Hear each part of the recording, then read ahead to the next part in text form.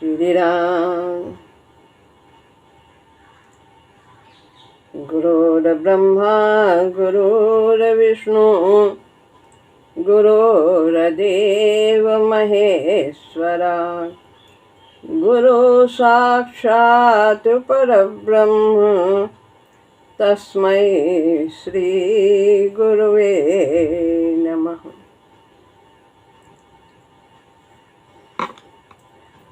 श्रीमद् भगवद गीता अध्याय 3 श्लोक है 33वां।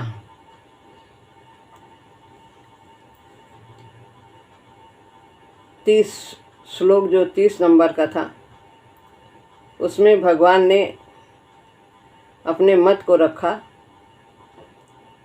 उसके पहले सांख्य योग की चर्चा हो रही थी कि सांख्य योग के द्वारा किस तरह साधक अपने बंधनों से मुक्त होता है,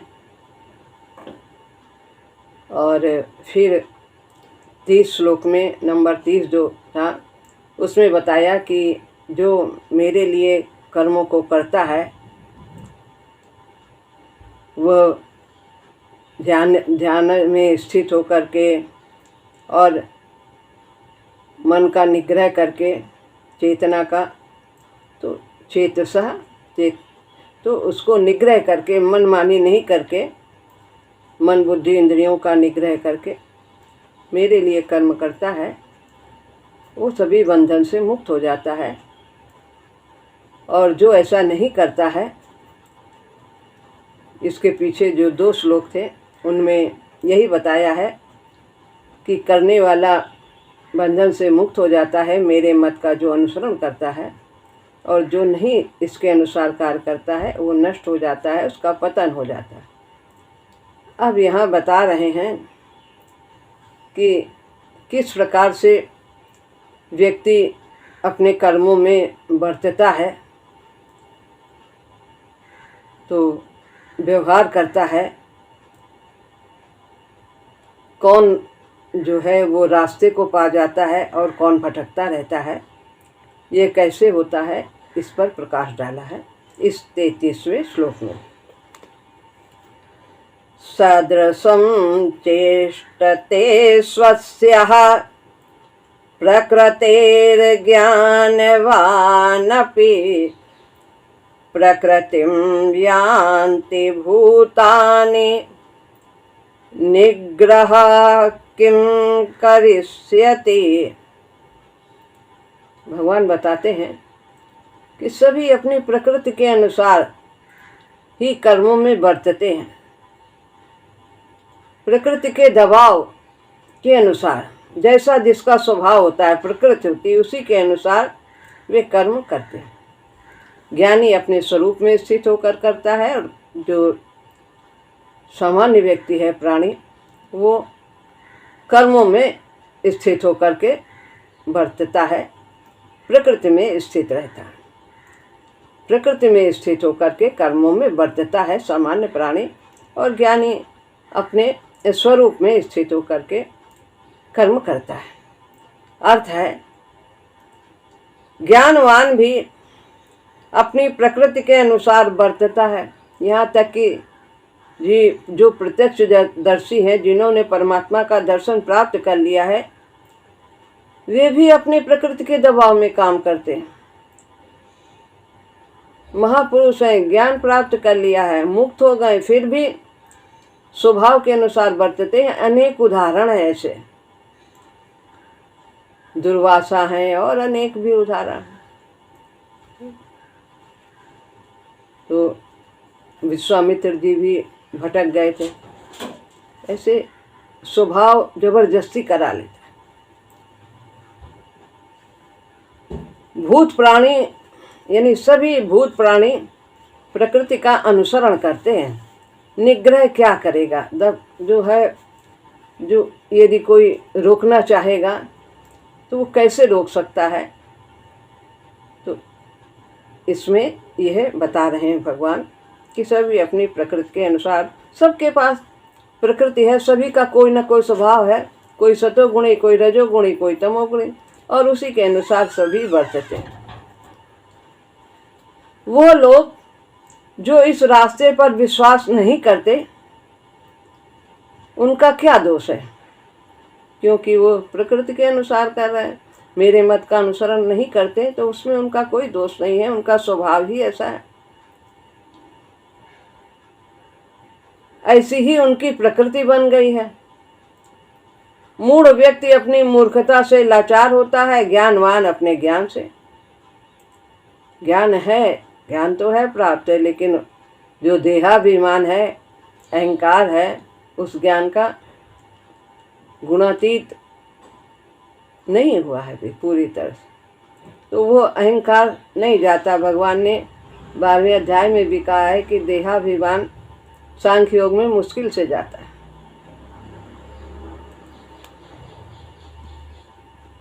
हमारा व्यवहार हमारे व्यक्तित्व की अभिव्यक्ति मात्र ही तो होता है। हम जैसे हैं, क्या हमारी प्रकृति है, वो हमारे व्यवहार में झलक जाता है।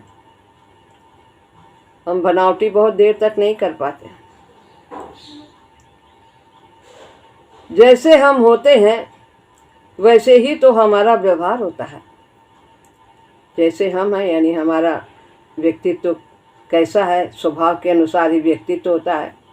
तो जैसे हम हैं वही उसका स्वरूप होता है। जैसी जिसकी निष्ठा होती वैसे ही उसका स्वरूप होता है। 17वें अध्याय में बताया, जैसे हम होते हैं वैसे ही तो हमारा व्यवहार होगा। हम तमोगुणी हैं तो तमोगुणी व्यवहार होगा, क्रोधी होंगे, लोभी होंगे, स्वार्थी होंगे। रजोगुणी में भी स्वार्थ भरा होता है, कामनाएं होती हैं। और सतोगुणी में त्याग की भावना प्रधान होती है, सेवा, प्रेम आदि। हमारा मन, बुद्धि, इंद्रियां तथा शरीर हमारे व्यक्तित्व के घटक हैं, प्रकट करने के साधन हैं। ये सब हमारी मन, बुद्धि, इंद्रियां, जो हम जैसे हैं वो इंद्रियों के द्वारा, मन के द्वारा, बुद्धि के द्वारा, वही बुद्धि कहेगी जैसा हमारा स्वभाव होगा, हाँ यही ठीक है। जैसे वह है, जिस प्रकार के इनके संस्कार और स्वभाव हैं, वैसी ही इनकी गतियां भी होंगी। मन बुद्धि में जिस प्रकार संस्कारों की छाप पड़ी है, तो वैसे ही उनकी स्थूल और सूक्ष्म गतियां होंगी। वैसे ही वो सोचेंगे, वैसे ही वो इंद्रियों के माध्यम से करेंगे, वैसे ही हमारा व्यक्तित्व होगा। और उसके अनुसार, उसके अनुकूल ही हमारे कार्य भी होंगे, स्वभाव के अनुसार, प्रकृति के अनुसार। प्रकृति यानी स्वभाव। बाजे के तारों से अलग अलग स्वर निकलते हैं। अनेक तार होते हैं सितार में और पियानो में, किसमें, यंत्र तम, लेकिन सबके तार जो जब अलग अलग स्वर देते हैं, किसी से सा निकलता है, किसी से रे, अलग अलग, इस प्रकार से बाजे के तारों से अलग अलग स्वर निकलते हैं। जिस कोटि का तार होता है, छेड़ने से वैसी ही झंकार होती है। ऐसे ही पशु अपनी प्रवृत्ति के अनुसार बरतता है, मनुष्य अपनी प्रवृत्ति के अनुसार, देवता अपनी प्रवृत्ति के। मनुष्यों में अनेक गुण प्रधान होते हैं, प्राणियों के तो वो उसके अनुसार बरतते हैं। स्वर भी है, सब सारे गामा सब में से निकलेगा, लेकिन ढोलक की आवाज़ दूसरी होगी और हारमोनियम की आवाज़ दूसरी होती है। जैसा यंत्र होगा वैसे ही कार्य होंगे। राजसी मन की गतियां राजसिक होंगी, तामसी की तामसी होंगी, सात्विकी की सात्विकी होंगे। वो वैसा ही सोचेगा, जैसा सोचेगा वैसे ही बरतेगा। तामसी तो किसी को कष्ट दे करके भी अपना लाभ चाहेगा, और सात्विक नहीं, दूसरे का भला हो जाए। राजसी जो है वो तो कहेगा नहीं, मेरा भी भला हो, उसका भी भला हो।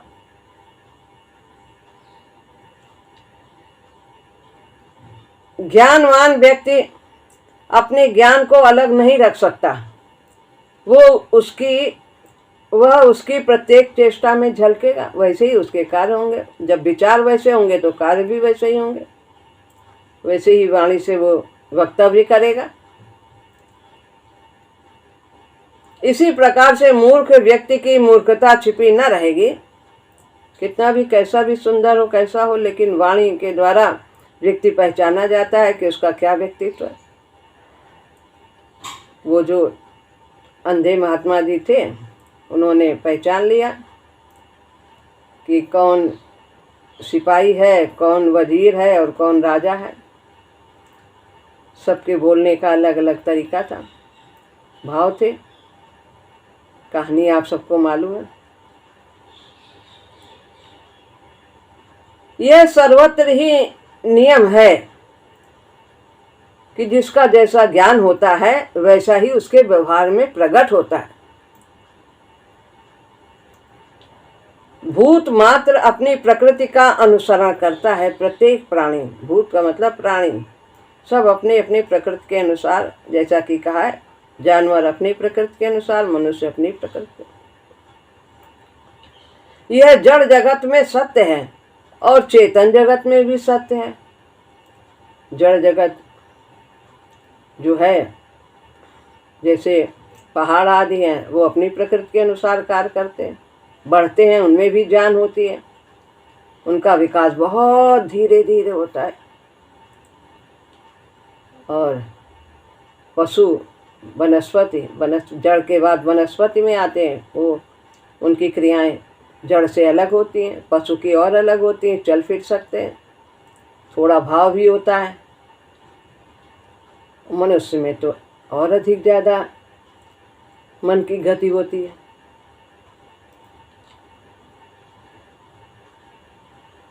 जड़ जगत में सत्य है ये बात, और चेतन जगत में भी। पत्थर अपने गुरुत्वाकर्षण के नियम का पालन करता है। ऊपर फेंको फिर नीचे ही आएगा, कितना भी ऊंचे फेंक दो। तो ये नियम है प्रकृति का कि वो पृथ्वी अपनी ओर खींचती है प्रत्येक वस्तु को गुरुत्वाकर्षण शक्ति से। वनस्पतियां और पशु भी अपने अपने स्वभाव में बढ़ते और परिस्थितियों के प्रति प्रतिक्रिया करते हैं। सब अलग अलग करते हैं, छुई मुई अलग करता है प्रतिक्रिया, और कोई पौधे अलग करते हैं, फल देते हैं। और कुछ ऐसे पौधे हैं कि पेड़ हैं कि जिनके नीचे जाओ तो वो कांटे वाले होते हैं। जब मनुष्य प्राणी उसके नीचे से जाता है तो वो झुक जाते हैं, सब उसको घेर लेते हैं, उसके पत्ते, और उसका सारा खून चूस लेते हैं। मांसाहारी होते, ऐसे भी पत्ते पेड़ होते हैं, ऐसा हमने पढ़ा है। तो सबका अलग अलग स्वभाव है। व्यवहार सत्ता की अभिव्यक्ति मात्र है। जैसी हमारी सत्ता है, चेतना है, जैसा है वह उसी व्यवहार में झलकती है। व्यक्ति के जो सत्ता है वैसी ही व्यवहार में प्रकट होती है। परिवर्तनशील सत्ता को भूत कहा जाता है, और सब कुछ यहाँ परिवर्तनशील है। सब में हो रहा है, चाहे धातु हो चाहे प्राणी हो, सब में कुछ न कुछ परिवर्तन। लोहा है, उसमें भी परिवर्तन होता है, रख दीजिए नया और पुराने में परिवर्तन हो जाएगा। तो संसार में जो कुछ भी है वो सब परिवर्तनशील है। तो परिवर्तनशील सत्ता को भूत प्राणी कहा जाता है, भूत कहा जाता है। जो भौतिक पदार्थों से बना है वो सब भूत है। अंग्रेजी में इसे बिकमिंग कहा जाता है, प्रकृति कहा जाता है।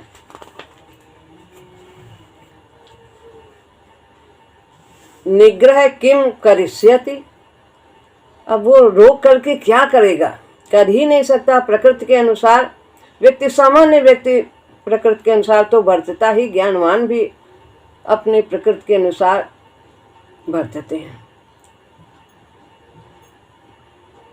निग्रह क्या करेगा, बलात्कार से क्या होगा, जबरदस्ती से क्या होगा। स्प्रिंग को आप कितनी देर दबाओगे, छोड़ोगे तो जितना तेजी से दबाया है उतना ही तेजी से ऊपर जाएगा। तो स्वभाव का परिवर्तन हो सकता है, ऐसा नहीं कि जो है जैसा वैसे ही बने रहेगा। नहीं, परिवर्तन हो सकता है, लेकिन उसमें समय और धैर्य की मांग करता है। आगे महाराज जी कहें, बलात् से कुछ नहीं होगा कि हम जल्दी से चाहे आज ही हम अपने को बदल लें, ऐसा नहीं हो सकता। वो व्यर्थ है। बलात्कार होता है बलपूर्वक किसी भूत की चेष्टा को बदल देना। जब तक बाह्य शक्ति जोरदार रहेगी वो चेष्टा बदली रहेगी, दबाव रहेगा। और जब बाह्य शक्ति हटा ली जाएगी, जैसे स्प्रिंग का उदाहरण दिया, दबाया हाथ से, तो जब बाह्य शक्ति हटा ली जाएगी, कोई दबाव है, कोई डर है, कोई प्रलोभन है, तो वो अपने को चुप रखेगा, नहीं बोलेगा। और जहाँ वो डर खत्म हुआ, बच्चे जब डर रहे हैं, नहीं मालूम है कि कक्षा से बाहर हमें नहीं जाना चाहिए, पढ़ाई करनी चाहिए, अगर पीरियड है पढ़ने का, अगर उन्हें ये नहीं ज्ञात है तो थोड़ी देर मास्टर साहब कहीं गए तो फिर वो हुड़दंग मचाने लगते हैं। थोड़ी देर बाहर भी कहो, कुछ निकल के चले जा। तो दबाव था, डर था। और नहीं, जो समझदार है, नहीं बैठे हैं, अपना कार्य कर रहे हैं, जो दे के गए मास्टर साहब उसको हम पढ़ रहे हैं, देख रहे हैं, कार्य दे गए। जब तक बाह्य शक्ति जोरदार रहेगी वो चेष्टा बदली रहेगी, और जब वह बाह्य शक्ति हटा ली जाएगी वो चेष्टा फिर पहले की तरह होने लगेगी, अपने स्वभाव पे आ जाएगी। इस प्रकार के आकस्मिक प्रभाव से भूतों में परिवर्तन नहीं होता, ऐसा नहीं बदला जा सकता दबाव से। जब तक विवेक समझ नहीं आती तो क्या परिवर्तन की गुंजाइश ही नहीं है? नहीं बदल सकते अपने को? हाँ, बदल सकते हैं। इसका अर्थ है कदापि नहीं है? परिवर्तन की गुंजाइश है। यदि व्यक्ति का व्यवहार बदल ही न सकता तो सभी शास्त्र और सदुपयोग व्यर्थ होते, जितने भी उपाय किए जा रहे हैं।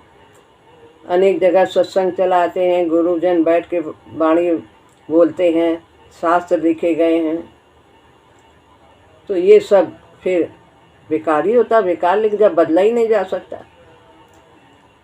व्यक्ति का व्यवहार बदल सकता है, कहा है ना, संग, शास्त्र, विचार और वातावरण से हम अपने को बदल सकते हैं। अच्छा संग करें, अच्छे पुस्तकें पढ़ें, फिर अच्छे विचार लाएं, मनन करें और अच्छे वातावरण में रहें, अच्छे लोगों के संग रहें। उनका वहाँ का वातावरण का भी प्रभाव पड़ता है, वो तरंगे निकलती हैं जो व्यक्ति को प्रभावित करती है। व्यक्ति का व्यवहार बदल सकता है, परंतु उसके लिए व्यक्ति की प्रकृति को ही बदलना होगा। तो ऐसे नहीं बदलेगा व्यवहार, तो उसके स्वभाव को बदलना होगा। तमोगुणी है तो रजोगुणी में आए, रजोगुणी है तो सतोगुणी में आए, बदलना होगा। यदि हम चाहते हैं कि ज्ञानवान व्यक्ति की तरह व्यवहार करें तो हमें ज्ञानवान होना होगा। यदि हम धनवान बनना चाहते हैं तो हम उसके लिए प्रयत्न करते हैं। यदि हम बलवान बनना चाहते हैं तो हम उसके लिए प्रयत्न करते हैं, खाते हैं जैसा खाना चाहिए, खूब घी, दूध, मलाई और क्या क्या जाने क्या, और हम व्यायाम करते हैं, बलवान बनने के लिए प्रयास करते हैं। तो यदि हमें ऐसा बनना है, ज्ञानवान, समझदार, तो हम उसके लिए अपने स्वभाव को बदलने की चेष्टा करें। यदि हम चाहते हैं कि ज्ञानवान व्यक्ति की तरह व्यवहार करें तो हमें ज्ञानवान होना होगा। यदि हम चाहें कि हम बहुत शारीरिक परिश्रम कर पाएं तो हमें शारीरिक बल का उपार्जन करना होगा। प्रकृति बदली जा सकती है, सभी साधना इसी सत्य के आधार पर टिकी है, बदली जा सकती है। कितने ने बदला है? वाल्मीकि जी कैसे एक ही जन्म में उन्होंने कितना लगन से कार्य किया, गुरु की आज्ञा का पालन किया। नारद जी ने जो शिक्षा दी बस पकड़ लिया, राम राम राम। विचार की दृढ़ता होने पर वो कर्म में परिणित होता है, और अपने जो अच्छे विचार हैं, जो हमें संग से, शास्त्र से प्राप्त किए हैं हमने, उनका मनन करें और दृढ़ निश्चय करें, हाँ ऐसा करेंगे, जरूर करेंगे। तो सुनो कन भर, गुनो मन भर और करो टन भर। तो एक बात पकड़ ली वाल्मीकि जी ने, और क्या जीवन बदल गया। तो विचार की दृढ़ता होने पर वो कर्म में परिणत होता है। वो बार बार करने से फिर स्वभाव बन जाता है, बार बार उस चीज को। इसीलिए महाराज जी कहते हैं हमारे पुस्तकों को पढ़िए, एक बार में समझ में नहीं आएगा, फिर पढ़िए, बार बार पढ़िए। जितनी बार पढ़ेंगे नए भाव जागृत होंगे, गूढ़ भाव और हमारे अंदर प्रकट होंगे, नए नए रहस्य खुलेंगे। पहली बार गीता विमर्श पढ़ी, कुछ नहीं समझ में आया, बहुत नाम मात्र को शायद ही आया। फिर पढ़ो, फिर पढ़ो, फिर पढ़ो। जितनी बार पढ़ेंगे, ये तो रत्नों की खान है। वो बार बार करने पर स्वभाव बनता है। इस प्रकार क्रमशः प्रकृति ही बदल जाती है। इस प्रकार करत करत अभ्यास से जड़मत होत सुजान, और रसरी आवत जात ते सिल पर होत निशान। पत्थर पे निशान बन जाते हैं। तो ये तो हाड़ मास का है। मन बुद्धि शरीर सब बदल जाएंगे, बिल्कुल बदल। प्रकृति का परिवर्तन समय मांगता है और धैर्य पूर्वक निरंतर चेष्टा की मांग करता है। एक दिन में नहीं बदल सकते, करते रहिए धीरे धीरे। बहुत कुछ जो सांसारिक विद्या है उसको हम कितने बार करके तब सीखते हैं। जो व्यक्ति पल भर में अपने को बदलना चाहते हैं वो तो कभी सफल नहीं हो पाते। सामान्यतया लोग अपने बदलने का काम को ही सबसे सुगम समझते हैं, जबकि ये बहुत कठिन है। और अपने कहते हैं हम तो बदले बदलाएं, सही है, बदलना तो दूसरों का है, जो कि वो असंभव है। और जो संभव है, सुगम है, वो करना नहीं चाहते। सामान्यतया लोग अपने बदलने के काम को ही सबसे सुगम समझते हैं और इसीलिए शायद इसके लिए निरंतर प्रयत्न नहीं करते। अरे हम तो ठीक हैं, क्या है। अंग्रेजी पढ़ने के लिए, डॉक्टरी अथवा इंजीनियरिंग सीखने के लिए वर्षों लगातार और नियम पूर्वक परिश्रम किया जाता है, तब जाकर सफलता मिलती है। परंतु अपने को बदलने के लिए न कुछ विचारा जाता है और न चेष्टा ही की जाती, विचार भी नहीं आते। नहीं, हमें अपने को बदलना चाहिए, तभी हम आनंदित रह पाएंगे। उसके लिए प्रयास करना है। जैसे सांसारिक विद्या सीखने के लिए कितना परिश्रम करते हैं, ऐसे ये स्वभाव को बदलना तो सबसे ऊंची विद्या है। अध्यात्म विद्या सबसे ऊंची, और इसके लिए कोई चेष्टा नहीं। सुख चाहते हैं कि सब ये सब सीख लेंगे तो सुख हो जाएगा। सब कुछ सीखने पर भी सुख ही नहीं होता। बहुत ज्ञानी हो गए सांसारिक विद्या के, फिर भी सुख नहीं, तो अभाव ही अभाव दिख रहा। तो ये है, अपने को बदलने के लिए कुछ विचारा नहीं जाता, चेष्टा भी नहीं की जाती। स्वभाव अच्छा है तो सब जगह शांति शांति समझा जाता है। बस संकल्प के बल से ही हम सोना बन जाएंगे, परिणाम स्वरूप विफलता हाथ लगती है। बस सोचेंगे हम बदल जाएंगे, आदि बदल जाएंगे, हम बहुत शांति से रहेंगे, हम बहुत सेवा करेंगे और बहुत ये सबके साथ सहानुभूति करेंगे, लेकिन जब समय आता है तो फिर पीछे रह जाते हैं, क्योंकि एक ही बार सोचा है और उसका अभ्यास भी नहीं किया भी नहीं, कार्य रूप में परिणित भी नहीं किया। खाली विचार से कुछ नहीं होता जब तक वो कार्य रूप में परिणित नहीं हो।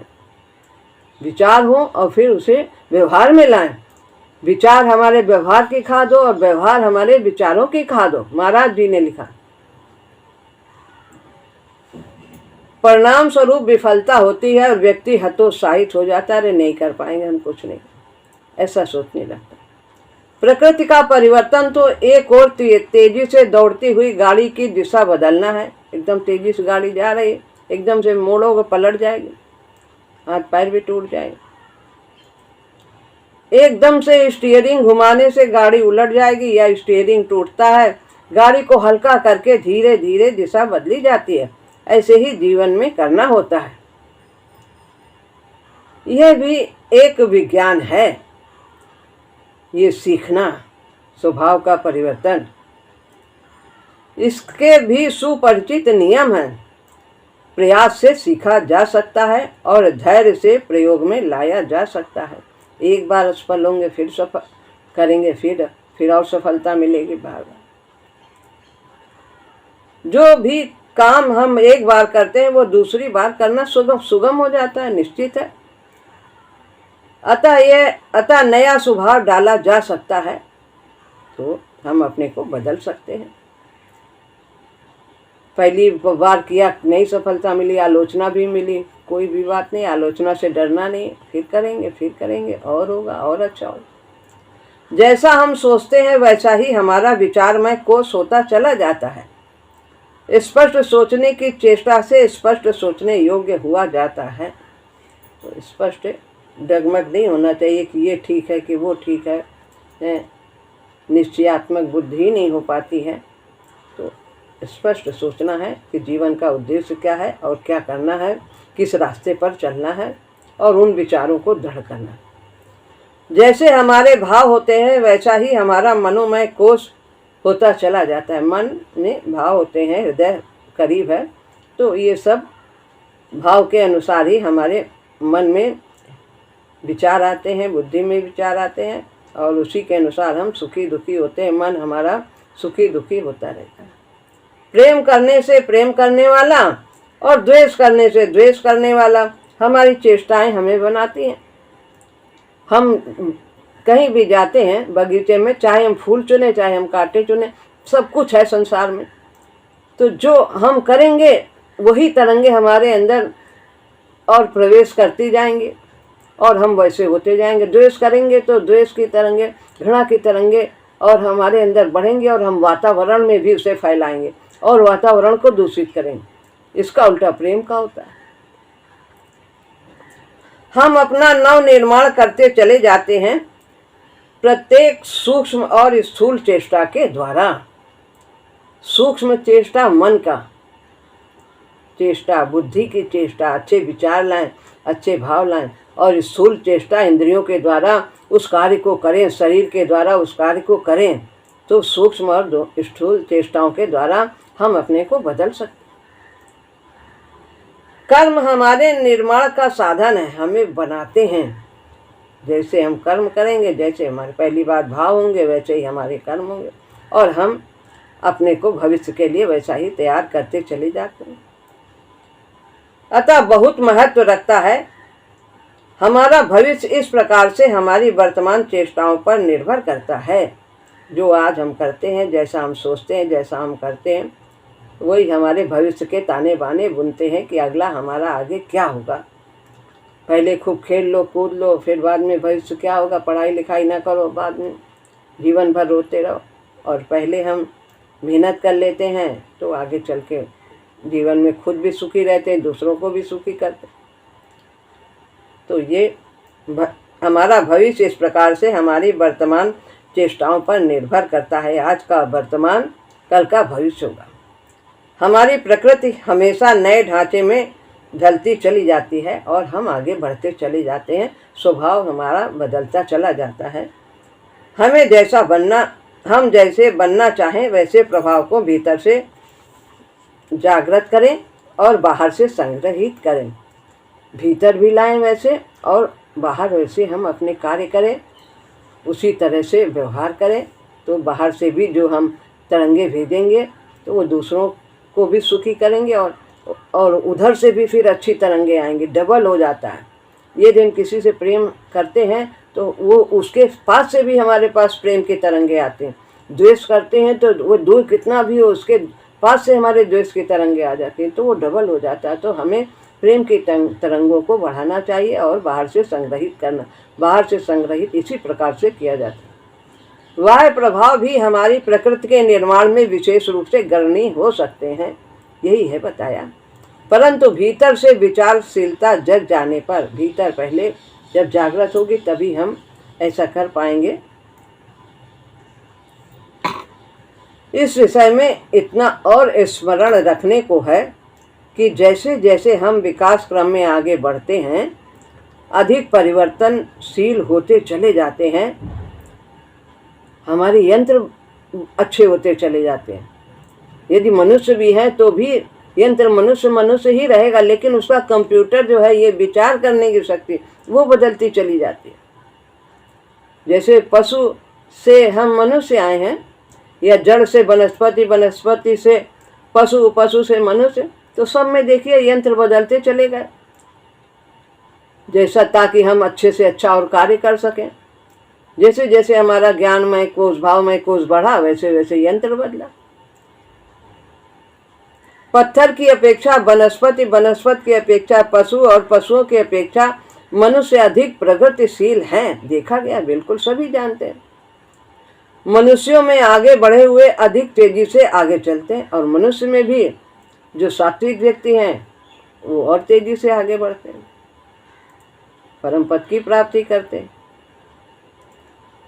रफ्तार बढ़ती चली जाती है। प्रकृति को ही बदल डालने की ओर इशारा किया है इस श्लोक में कि अपने को बदलना है, अपने स्वभाव को बदलना है, और जबरदस्ती ये नहीं हो सकता है। इसके लिए समय और धैर्य की मांग है, और अपने अंदर लगन होनी चाहिए, बदलने की चेष्टा होनी चाहिए, ऐसा विचार रहना चाहिए, संकल्प होना चाहिए। हाँ, हमें इस रास्ते पर चलना है, गुरु ने जो बताया है, बस हम बढ़ते चले जाएंगे, कोई परिश्रम नहीं है, थोड़ा सा जागरूक रहना। प्रकृति को ही बदल डालने की इशारा किया है, तो हमें अपने स्वभाव को, हम बड़े भाग्यशाली हैं जो ऐसा अवसर मिला है, गुरु मिले हैं, इतना उच्च कोटि का सत्संग मिला है, तो ऐसे अवसर को हमें गंवाना नहीं है, अपने जीवन को बदलने की चेष्टा करनी। श्री राम।